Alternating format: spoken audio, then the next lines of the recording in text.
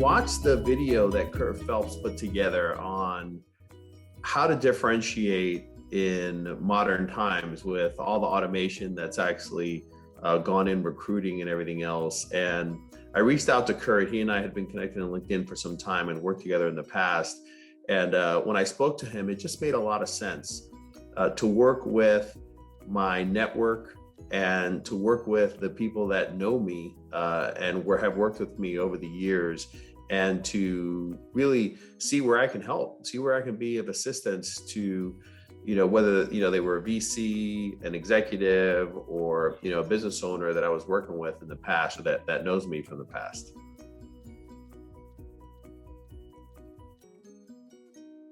When it comes down to it, business is about people and relationships.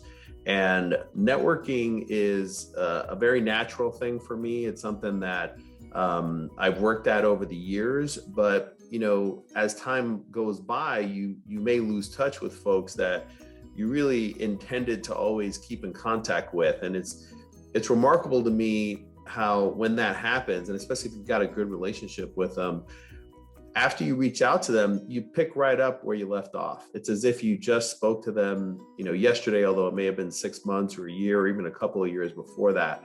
And so relationships are extremely important. So networking and the ability to pick up and talk to those folks and catch up, see where you're at, what you've learned since you last got together, and all the experience that you've had, it's just, number one, it's a great time to do it, and to actually have that experience. And number two, it's just incredibly valuable. And so networking is something that we all need to do and work at, even though we may not all be very good at it initially. I honestly have not looked very hard for opportunities over the years, because they were typically coming to me from my network, from either the current roles that I was in. I was at a very large networking company for over 13 years. Then I started my own firm. And then that's the first time I really started reaching out to look at, what are the opportunities that are out there right now? So, this was really my first time going about and looking for a role in my career.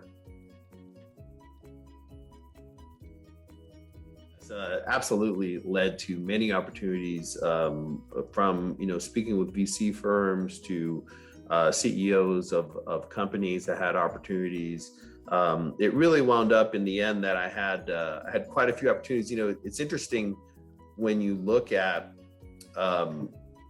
finding a new role, especially if you haven't been doing it for a while. Like I hadn't done it for many, many years, having had my own company and everything else.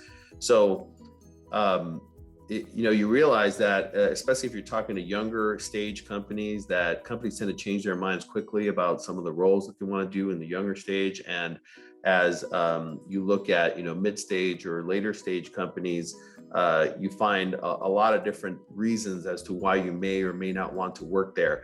And so part of the process for me was really understanding, what did I really want to do?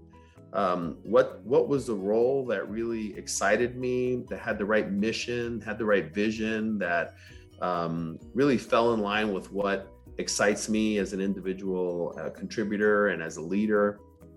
And so I was really, it was a great process to actually speak to all the different opportunities, my network, and all the opportunities that they presented to me. And in the end, I wound up really making a decision that I felt very good about, because I had been through this process of understanding, what's really going to work for me, what's really important to me, what do I really want long term out of my, both long and short term, out of the role that I'm going to be taking here, and what's the opportunity before me. So all those answers, especially the mission, which was really important to me, was, what's the mission behind the company, and can I get behind that mission? Can I get other people behind me with that mission? And can we get excited about doing what we're going to be doing? And that's why I chose the role I chose.